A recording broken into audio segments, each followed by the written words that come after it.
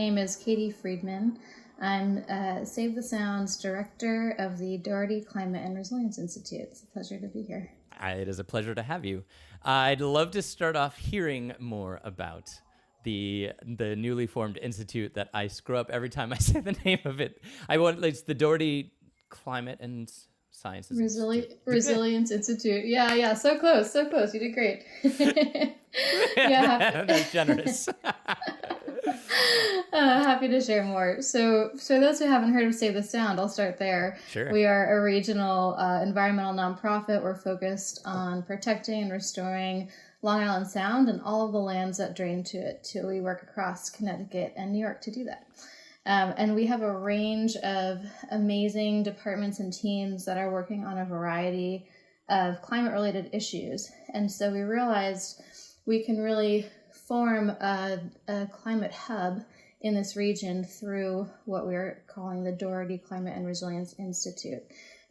This really is a place where people can come to us as a resource for climate data, for identification of barriers, how to overcome some of our biggest struggles, and for resources on different types of projects that we do ourselves and that our partners do as case studies that can be replicated across the region. Very cool. As I ask questions, know that it's totally okay to repeat yourself if if the answer to it includes things you've already said. How does the Doherty Climate and Resilience Institute? Oh my gosh! How does its existence now kind of change, or like the way you all at Save the Sound are able to do things? Is it kind of is the work that you are doing and helping happen through the Institute work that Save the Sound was already doing in some ways, and it kind of allows you all to kind of focus it more and make it more accessible to people? Is that kind of what it is? How does it work for you guys?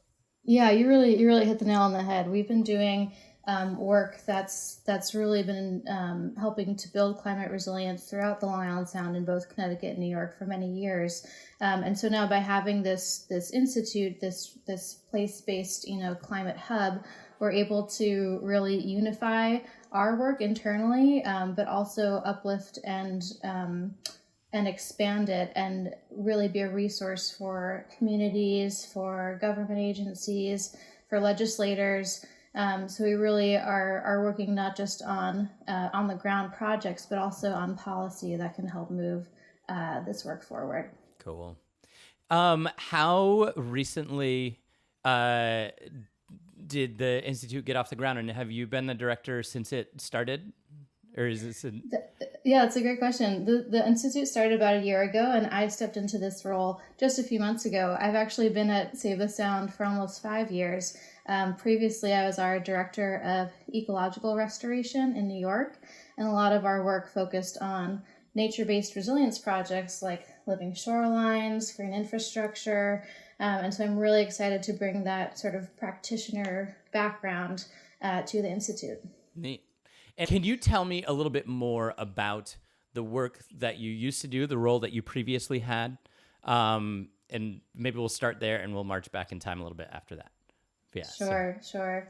So Save the Sound, we have an ecological restoration team. And this is a group of engineers, planners, scientists, and the types of projects really vary. We're able to work across both New York and Connecticut to restore our ecosystems for the sake of wildlife, for water quality, but also for the people who live in this region. So the different types of projects can range from coastal protection. We're able to design and lead construction of what's called living shorelines, so protecting our coast with natural features like salt marsh and oyster reefs. We also are able to help capture floodwaters, stormwater runoff in green infrastructure, technologies like rain gardens and bioswales. And then we also have really strong expertise on river restoration. There's a lot of small scale dams throughout our rivers and some large scale ones that no longer serve their original purposes and actually can exacerbate flooding, block fish from migrating, have a slew of issues. And so our team is able to remove dams and restore rivers, working really closely with those property owners. So it really ranges. How large of a team, like as you're talking about all these abilities that Save the Sound has, grown over the years, how is it in-house folks? Do you work with like how many people are on that team and in these operations? Sure. For ecological restoration, it really is about 10 to 12 folks, and then we have seasonal staff as well. It's a really fantastic team. And of course, we're part of a broader organization of around 50 staff and are able to really work together, not just on implementing our projects on the ground, but working with our water quality team to understand where are some of the hot spots where we want to target for restoration, working with our fantastic legal team, our lands team. I could go on. A really multifaceted organization. It's been great. Nice. When you did work on these projects in living shoreline, is that what you called it? Yeah. Yeah. So is that with individual property owners? Is it with like land trusts that have like large properties, or how do you wind up working on a particular property or in a particular area? Or did you? Great question. So we can work on both public and private property. Sometimes a community comes to us with a project idea. Sometimes we've identified a site and communicate with a property owner. So one example of a living shoreline that was in the design phase is in Douglas Manor, Queens. And this is a community that acknowledged that they were experiencing coastal erosion along a recreational field, that was also eroding out a critical roadway. And so they teamed up with us to develop this living shoreline project. And in this case, there will be salt marsh restoration, really replanting native marsh that can help buffer against erosion, and for even more protective measures, installing artificial oyster reef habitat that can really help cut wave energy and soften those coastal storms. How cool. So bouncing back a little bit, I'm sure we'll come back into that a little bit. How get into the work that you have been doing? What inspired you to choose this path? I spent a lot of my childhood playing in the woods, playing within a creek, growing up on the Hudson River here in New York. And really just fell in love with our natural environment. And really, as I went through school, really started to grasp that we are part of our natural environment. And by restoring our local ecosystems, we can also be restoring public access to those, forests, wetlands, how it's all really interconnected has been really inspiring. Yeah. What, where have you, lived, studied outside of the New England area, or have you been pretty much focused here? Yeah. Sure. So I grew up in New York. Mm-hmm. I went to school in Massachusetts, Clark University in Worcester, which I loved. And there I did some research on salt marshes along the coast of Massachusetts. I also, though, have had the privilege of traveling and doing some research in tropical rainforests. Actually met my husband in Australia measuring rainforest trees. And then we also did a stint together as research technicians in Puerto Rico and El Yunque National Rainforest. So that was such a fantastic experience. And then closer to home, have worked for the city of Boston, for the New York State Department of Environmental Conservation through AmeriCorps service, which I highly recommend to any young folks listening. So it's been a really fun experience. That's awesome. I grew up in Connecticut, went off to New York for college, and then bounced around on boats for a bunch of years. back to Connecticut, but now I'm living in the British Virgin Islands, so like Oh my 80 goodness, I didn't miles east realize of Puerto that. Rico. Yeah, that's why I can't be in the studio today. Oh, that's so funny. Yeah, Wow, amazing. yeah. Um, how cool! That is a fantastic path around. What after working and living in places far off? How did it feel coming back to your initial neck of the woods with the experience and skills and knowledge that you'd built up over those experiences? And I don't know. I guess coming back to the old stomping ground and getting to apply what you'd learned. Yeah, it's so interesting.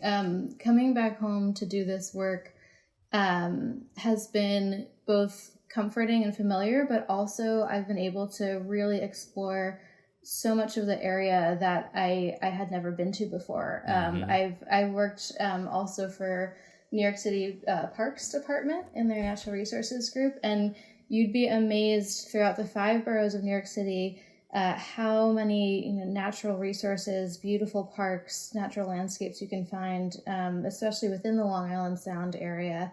There's oysters in Queens and the Bronx. There's whale watching off the coast of Brooklyn and Queens. Really just some fantastic places to explore that I really hadn't been to growing up. That's awesome. When I moved back to Connecticut, I found, very similar. Just like there was,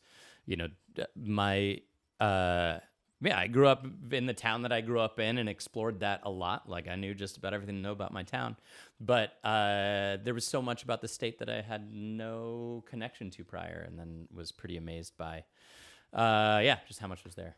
So similar experience going back home.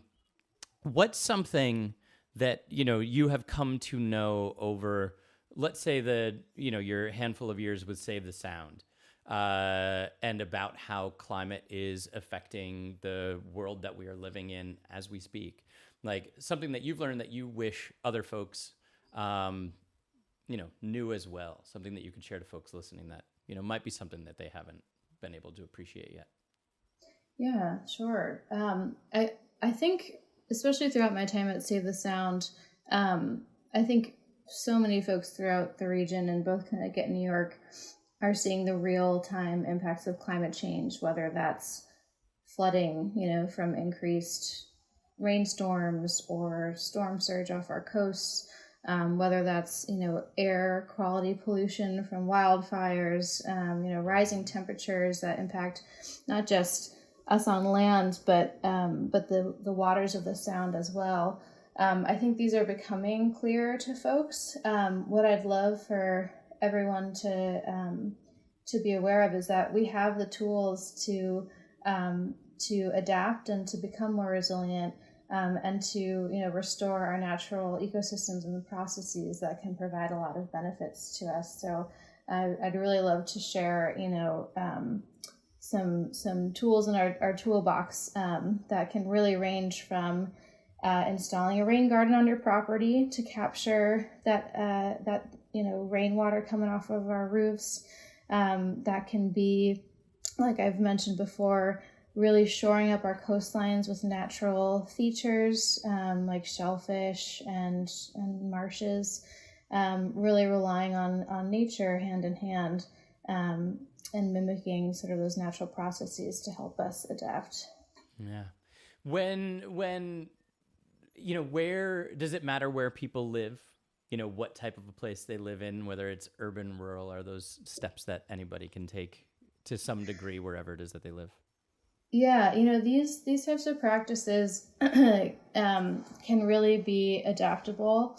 In an urban environment, there's a lot of opportunities to advocate with your local elected officials for more green infrastructure. Cities have really great programs where they're able to install rain gardens and bioswales along the rights of way, along sidewalks and streets.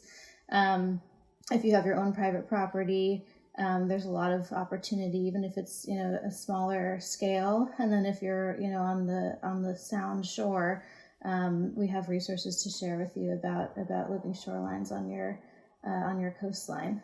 I think one thing that everyone can do no matter where you live, is call up your representatives and really express to them the immediate need for climate action.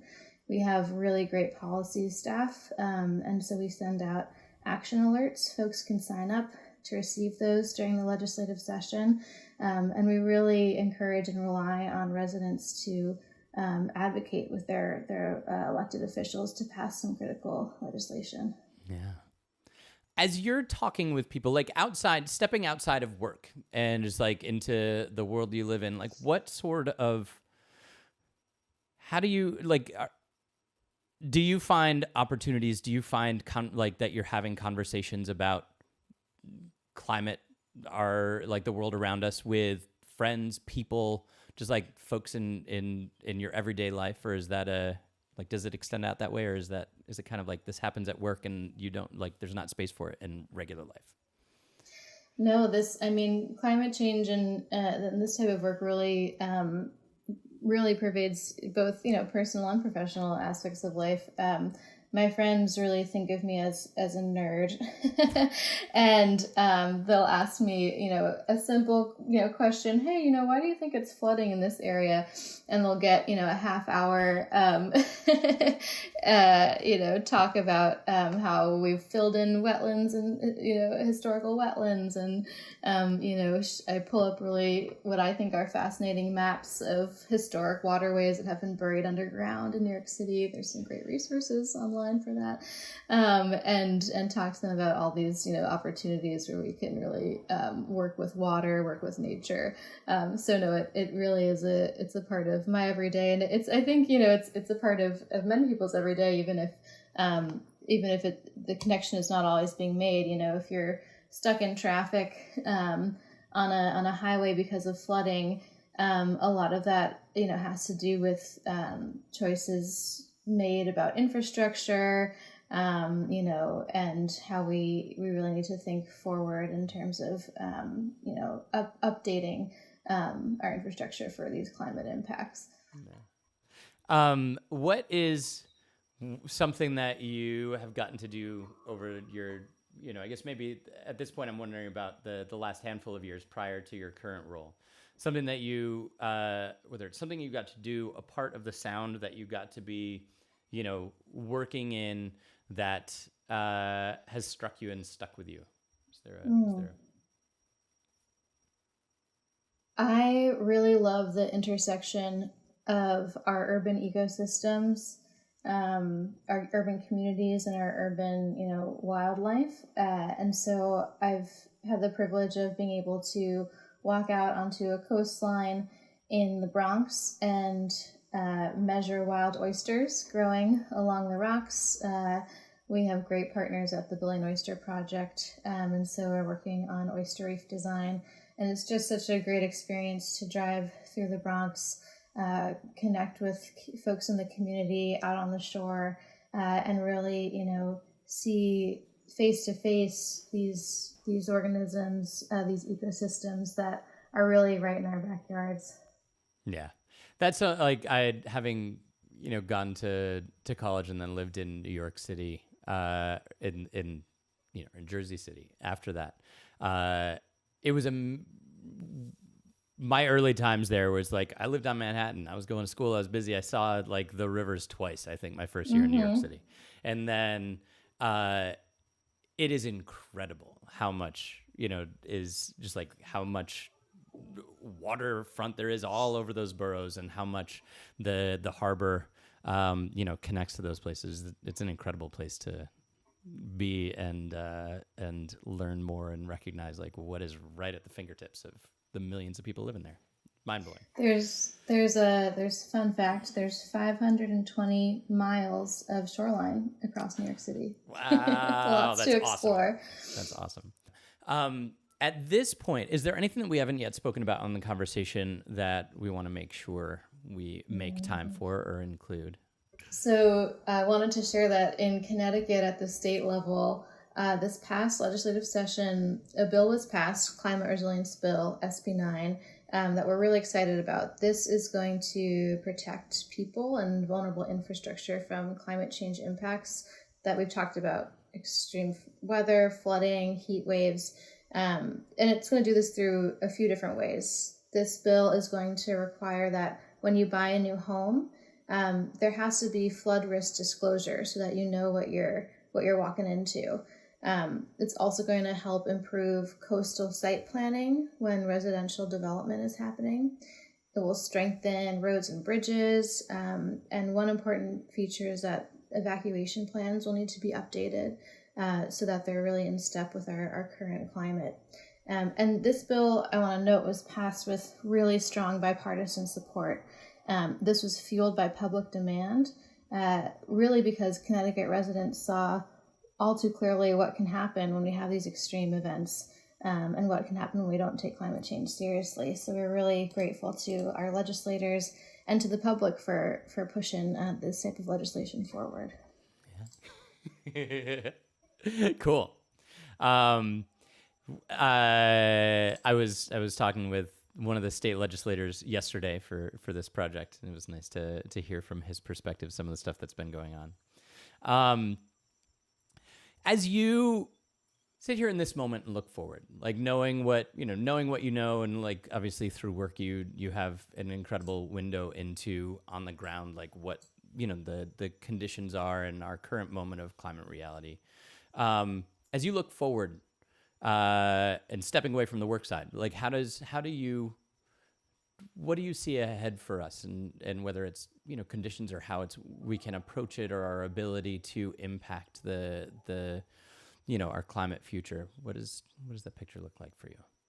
Yeah. So we're going to see more and more of these climate impacts. And I really see a great opportunity for change and real action at the state level and local levels. New York State, Connecticut really have an opportunity to prioritize climate action, to reduce our greenhouse gas emissions, and in the meantime, to really get projects going on the ground that will impact communities directly. Same on the local level. There's, in New York State, I was really pleased to see a few years ago that the Environmental Bond Act was passed. So we're seeing a lot of critical funding coming out through grant opportunities that are available to local municipalities and nonprofits. So really hoping that folks are able to take advantage of that funding and really bring these projects to life and see real impacts over the next few years. Yeah, very cool. What's something that, as you are now in your new role, what's something that you are excited about that is a part of this that is different from the work that you've been able to do so far?